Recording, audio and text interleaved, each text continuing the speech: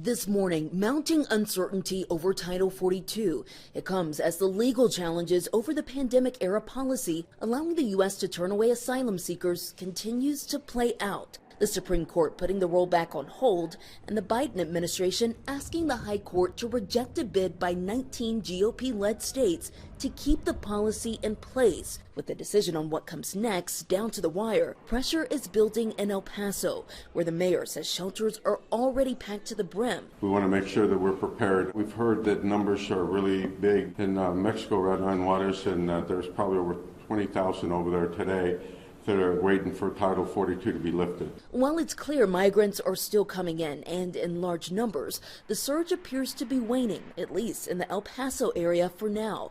According to the Department of Homeland Security, the number of migrant crossings has dropped to 1,500 per day.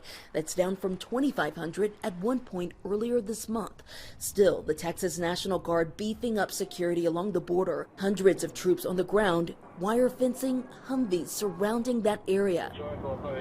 Title 42 has emerged as a hot-button political debate, with many Republicans and some Democrats arguing that it's critical to border control, while immigration advocates and most Democrats say it undercuts the asylum system. This couple from Venezuela tell me they journeyed through 5 countries and the dangerous Darien Gap in order for a chance at refuge from their violence and poverty-torn homeland, saying, "We want to offer a bright future for our kids."